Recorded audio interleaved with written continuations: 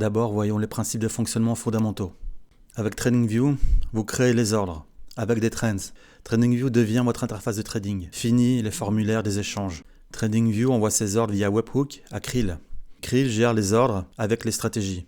La stratégie est le produit que vous achetez. Il y a quelques frais à payer. Ensuite, Krill envoie les ordres via API aux échanges qui les exécutent. Les échanges doivent être compatibles avec Krill. Tous ne sont pas disponibles. Actuellement, sont disponibles Binance, Bybit et KuCoin. Vos ordres sont exécutés en moins d'1 seconde dans ce flux. C'est-à-dire qu'à partir du moment où le prix touche la trend jusqu'à ce que l'ordre soit exécuté par l'échange. Pour chacune de ces plateformes, vous devez effectuer des tâches. Pour TradingView, vous devez importer les outils, les trends donc. Ensuite, vous devez les configurer et pour finir, composer votre position. Pour Krill, vous devez connecter l'API que vous avez créé sur l'échange, importer les stratégies, créer un webhook start et stop, acheter des KRL pour payer les frais. Sachez, c'est très important et c'est le gros avantage de Krill. Il n'y a pas d'abonnement. Vous payez ce que vous consommez. Un exemple, pour 200 € de capital alloué à une stratégie pendant une semaine, vous payerez 50 cents. Vous avez également moins de frais lorsque vous holdez du KRL. Pour la plateforme d'échange, comme dit précédemment, vous n'avez juste qu'à créer l'API. Toutes ces tâches ont des vidéos dédiées correspondantes et je vous suggère de les regarder. Voyons maintenant les principes de fonctionnement de l'outil Leader. Nous verrons ensuite des exemples pratiques dans TradingView. Avec nos outils, composez et gérez vos positions directement dans TradingView, avec des trends correspondant à votre analyse technique. Vos ordres sont vos trends que vous placez librement en temps réel dans toutes les inclinaisons possibles. Qu'est-ce qu'un ordre ladder? C'est une décomposition d'ordres en de multiples ordres de valeurs variables. Avec cet outil, vous allez trader avec des ordres d'ouverture et de fermeture. Vous pouvez choisir le nombre en ouverture et en fermeture et leur différence exponentielle. Pour les paramètres globaux, en ordre d'ouverture, vous en avez jusqu'à 9. Donc 1, 2, 3, 5, 7 ou 9. Idem pour les ordres d'ouverture. Pour l'exponentiel, pas d'exponentiel, 12,5%, 25, 50, 75 ou 100%.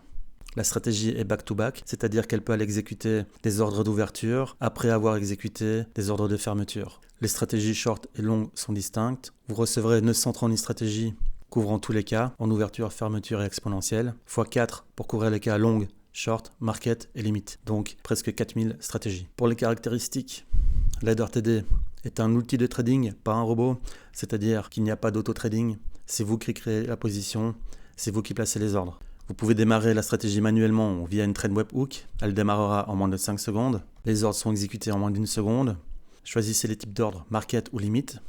L'ordre limite a un fallback market, elles contiennent un smart stop loss qui revérifie le prix, seul le marché futur perpétuel est supporté, un fichier Excel vous sera fourni pour connaître la valeur des ordres, et les webhooks fonctionnent avec des alarmes dans TradingView.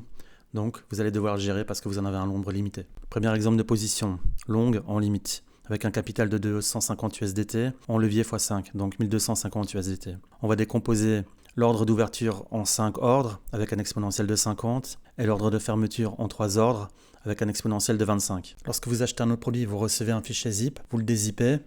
Pour notre exemple, en longue en limite, limite, longue, on ouvre en 5 ordres avec une exponentielle de 50 et on ferme en 3 avec un exponentiel de 25. Voici la stratégie que vous allez importer dans Krill et sur laquelle vous allez associer un webhook pour la démarrer via une trend. Donc voici comment votre capital, 1250 USDT, a été décomposé avec cet outil. Ce qui donne pour les ordres d'ouverture, le premier ordre 7%, le deuxième 12, 21, 40 et 100%. Ce qui donne 94 USDT, 142, etc. Pour les ordres d'ouverture, la valeur dépend du capital restant de l'actif tradé. Cela dépend du nombre d'ordres d'ouverture qui ont été exécutés et du prix d'achat. Pour le deuxième exemple de position, ce sera un short en market avec un capital de 750 USDT en levier x10, donc 7500 USDT. On décomposera l'ordre d'ouverture en 3 ordres avec un exponentiel de 0, donc sans exponentiel, et l'ordre de fermeture en 7 ordres avec un exponentiel de 12,5. Donc vous voyez que la valeur des ordres d'ouverture sont identiques, puisqu'il n'y a pas d'exponentiel. 1416 USDT, en valeur BTC bien sûr, puisque vous shortez. Pour la valeur des ordres de fermeture, cela dépend également du capital restant de l'actif tradé, donc du nombre d'ordres d'ouverture qui ont été exécutés et du prix de vente. Voyons voir maintenant la magie de l'outil. Quelle est la forme du prix courant dans une charte? On le voit ici, c'est une ligne droite. Les lignes droites n'existent pas dans un marché financier. Il y a toujours une tendance. C'est avec ça que vous tradez sur un sexe ou sur un index. Et ce n'est pas la façon correcte de trader. Ça ne fait pas sens et les performances sont médiocres. Avec l'outil LadderTD, vous tradez comme ceci. Voilà, avec des ordres correspondant à votre analyse technique et correspondant à la tendance. Cet outil demande de la préparation, Mais une fois que c'est fait une fois pour toutes et tout est réutilisable. Au préalable, vous devez avoir importé et configuré les modèles de trends que nous vous avons fournis dans une charte TradingView. Regardez nos vidéos dédiées à ce sujet. Elles se trouveront dans l'Object Tree de façon bien organisée. Vous devez avoir configuré les alarmes de démarrage, d'ordre et de stop loss. Lorsque c'est fait une fois pour toutes et les alarmes sont bien sûr réutilisables. N'oubliez pas que vous avez un nombre limité d'alarmes que vous devez gérer. Pour gérer les alarmes, c'est simple. Vous allez dans Alerte, vous pouvez rechercher les alarmes avec des mots-clés, en activer certaines et en désactiver d'autres. Maintenant, voyons comment démarrer une stratégie. Par défaut, nos modèles de trends proposent pour l'header TD 5 stratégies en longue et 5 stratégies en short. Elles sont donc distinctes. Bien évidemment, lorsque vous achetez notre produit l'header TD, vous recevez les 931 stratégies. x4 donc pour couvrir les cas d'ordre marché, limite, en short et en longue. Donc au total, un peu moins de 4000 stratégies. Dans cet exemple, on décompose le capital alloué à la stratégie en 3 ordres et on le ferme en 2 ordres, avec chacun un exponentiel de 50%. Voyons voir l'alarme, comment elle est configurée. Le montant alloué à la stratégie se trouve ici et le levier ici. Ici, on est en live test pour l'exemple, mais vous devez le mettre en live trading. Ce montant, c'est ce que décompose l'outil Ladder. L'alarme a un nom spécifique pour pouvoir les rechercher et les désactiver ou activer si nécessaire. Cette alarme de démarrage contient un webhook spécifique que vous avez configuré dans le site Krill. Regardez notre vidéo à ce sujet. Lorsque vous démarrez une stratégie de cette façon, vous ne payez pas de frais avant que le prix ait touché la trend. Vous pouvez également démarrer la stratégie manuellement, mais vous commencerez à payer des frais immédiatement. Cette alarme sera réutilisable à volonté. Elle est configurée une fois pour toutes. Cette trend de démarrage est un outil très utile parce qu'il vous permet de composer des positions en avance sur toutes les paires disponibles sans payer aucun frais. Vous ne commencerez à payer des frais que lorsque le prix touchera cette trend de démarrage. Faisons un test. Voyons voir si la trend de démarrage de stratégie fonctionne correctement. Pour cela, on met simplement la trend sur le prix. Voilà, on a reçu la notification sonore, on rafraîchit la page, et voilà, la stratégie est bien démarrée. Peu importe la time frame dans laquelle vous vous trouvez, que ce soit 1 minute ou 4 heures, dès que le prix touche la trend, le signal webhook est envoyé instantanément. Et donc sans passer par le site Krill, vous pouvez également démarrer la stratégie immédiatement en prenant la trend et en la mettant sur le prix.